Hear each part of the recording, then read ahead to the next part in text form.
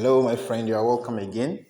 Well, so in my previous video, I talked about earth fault and then the causes and effects of earth fault.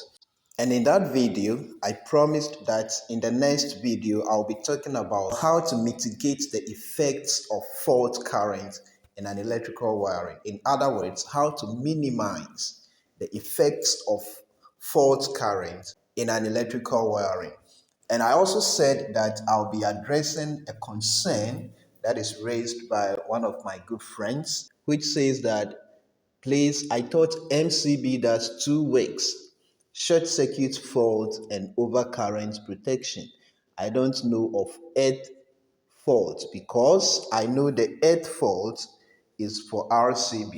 So quickly, let's look at some of the things that I'll be talking about in this video. First of all, I'll be talking about how to minimize the effects of electrical fault in an electrical wiring. And so we will be looking at the various types of electrical faults that can happen in an electrical wiring. And then we will also look at the difference between electrical fault and then fault current. Then from there, we would move on to look at the protective devices that can be used to protect against each of these fault currents when they occur in an electrical wiring. All right, so before we look at how to minimize the effects of faults in electrical wiring, we'll first have to look at what electrical fault actually is.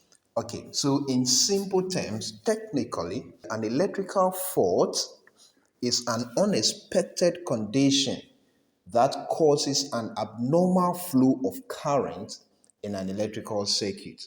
So, abnormal flow of current means that, for instance, in this circuit, we have a load, and this load has an amount of current that it requires to work perfectly. Now, an abnormal flow of current in this circuit will mean that either this load is not getting the current it requires to work, or it is getting more than it requires. So, an electrical fault in an electrical circuit could mean that there is either no current to the load or there is excessive current to the load. And the IEC has categorized these faults into three, namely short circuit faults, ground faults or earth faults, and then open circuit faults. Okay, so now when you look at these three categories of faults that can happen in an electrical circuit, you realize that a fault like short circuit fault and then ground faults are dangerous. And most of the times, it is these faults that damage electrical equipment, that cause fire, that cause electric shock in an electrical wiring. The other category of faults, which is an open circuit in an electrical circuit, will only cause electrical equipment in the wiring either not to function at all or not to function properly. All right, so the distinction between electrical fault and electrical fault current is that an electrical fault is the abnormal flow of current. So this can be any current that is abnormal. It can be current that is too low to make the electrical equipment work, or it can be excessive current that can spoil or damage the equipment in the electrical wiring, cause fire, cause electrical shock.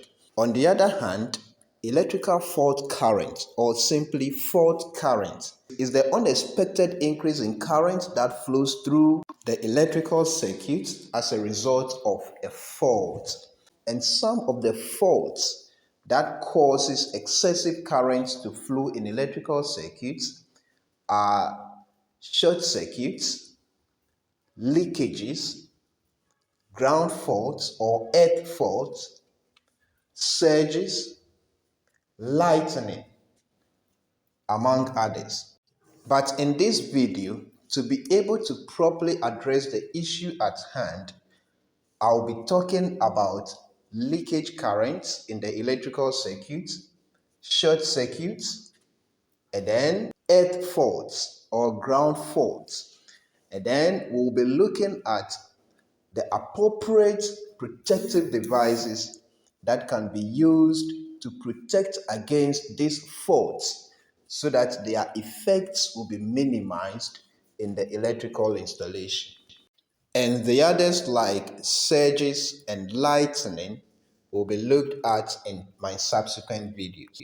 Alright, so for the common types of faults that happen in an electrical wiring, we'll be talking about the short circuit, we'll be talking about leakages, and then we'll be talking about earth or ground faults. Alright, so we are going to look at these faults and then we look at the type of protective device that can properly protect against that particular fault.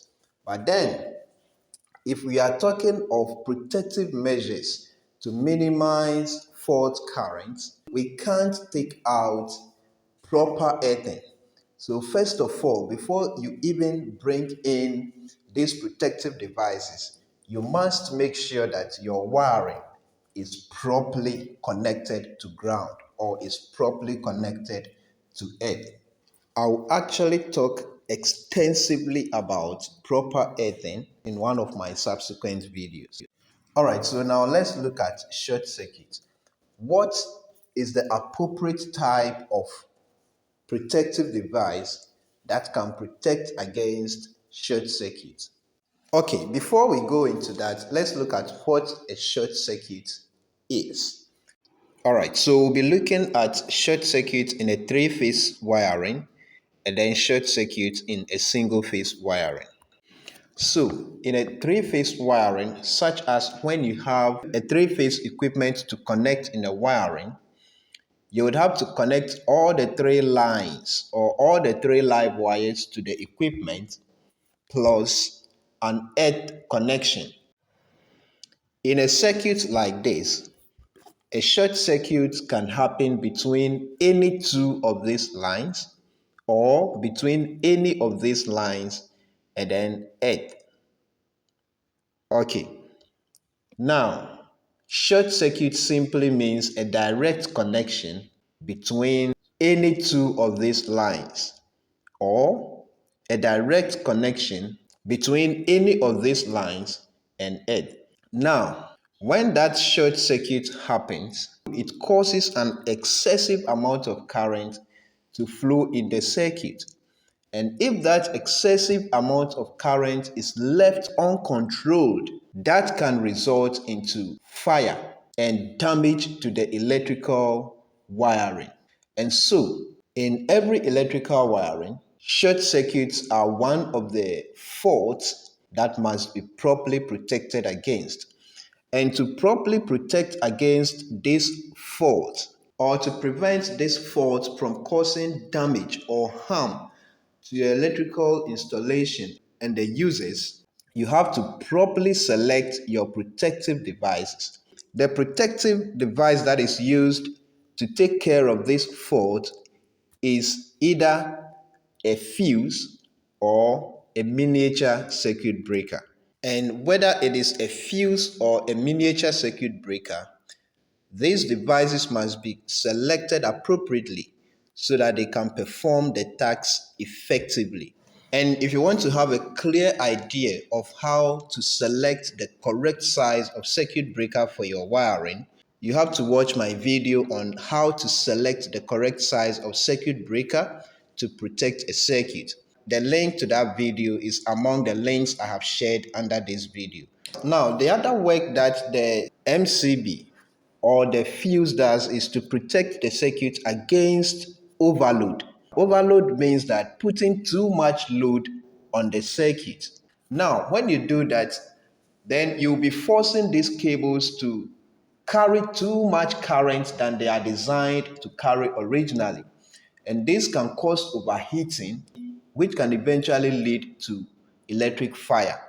And so, when that current that is more than expected is being drawn through the circuit, one of the functions of the MCB or the fuse is to cut off supply to those loads so that the circuit will be safe.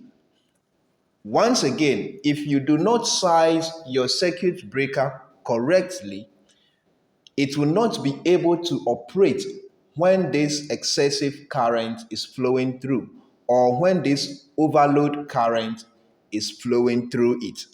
And so I want to reiterate that it is very important to size your MCBs correctly to offer the necessary protection that they have to offer in the wiring. But then, talking about overload protection, I must say that there are overload protection devices that are more sensitive than the circuit breaker. And so, depending on the particular type of wiring you are doing and the particular type of equipment you are installing, you would have to consider using some more sensitive overload devices rather than depending on the MCB or the fuse. And such circuits that will require more sensitive overload devices is an electrical motor circuit like what we have here. So in this starter, you would have an additional protection against overload currents, which is normally called the overload trip. All right. And this is very important because for inductive loads, we normally use type C circuit breakers for their wiring. And type C MCBs do not respond rapidly to overload currents like type B will do. So it is very important to include an overload protection when wiring motor circuits. If you want to know more about the types of circuit breakers and how they respond to excess current, you can watch my video on types of circuit breakers and uses. I have shared the link at the bottom of this video. All right, so the next thing I'm talking about is leakage current and then earth fault. So basically, leakage current is the current that flows out of its way to flow through an unintended path in an electrical wiring. So the most basic example is when you have current flowing from the live conductor into the earth conductor or into a metal part of the wiring, then you can say there is leakage in the wiring. And I explained in my previous video that when there is a leakage or a direct short between live and earth, this is termed earth fault. So now that brings us to Daniel's question. And that is, he wants to know if apart from short circuit and overcurrent protection, an MCB can also offer protection against leakage and then earth fault. As I explained in my previous video, basically an earth fault means either short circuit or leakage between live and earth. And the simple answer is yes. MCB can operate when there is leakage, and that will depend on the amount of leakage current that is flowing and the magnitude of fault that is causing that leakage current. And then if it is a direct short between live and earth, yes, the MCB will also operate to disrupt the circuit.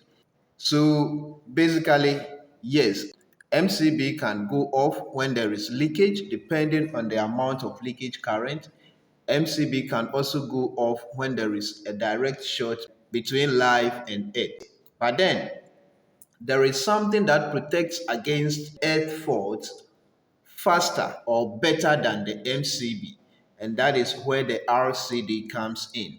So when we talk of RCDs, basically we are talking about human protection because a leakage current that may not be enough to trip an MCB will be enough to make an RCD operate to open the circuit. And so RCDs come in when we are more concerned about human protection in the electrical wiring. RCDs are designed to operate at very low fault currents or very low leakage currents, as low as 30 milliamp, that is 0.03 amps. So in that case, when there is a fault current that is as small as 30 milliamp, the RCD will operate to open the circuit and then prevent any electric shock that could happen to the users of the wiring. In the case of MCB, MCB will not operate when there is an excess current of 30 milliamps. So when it comes to whether MCBs can operate when there is leakage or when there is earth fault, Yes, they can, but for human protection, you don't rely on MCB. So we have to bring in the RCDs, which will operate faster and better, which will operate faster and at smaller fault currents than the MCB can do. It's just like the example I gave when I was explaining the motor circuit, where I said that though we know and you are aware that MCBs protect against overload in certain circuits, due to certain circumstances, you would need to bring in more sensitive overload protection devices rather than falling on the circuit breaker. And I believe this answers that concern or that question.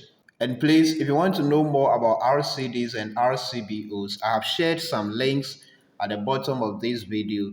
Kindly make use of them. You can also access all the previous videos that I referred to in the video at the bottom of the description to this very video. Thank you very much for watching. Please do share, like, and please don't forget to subscribe if you have not yet done that. See you in my next video.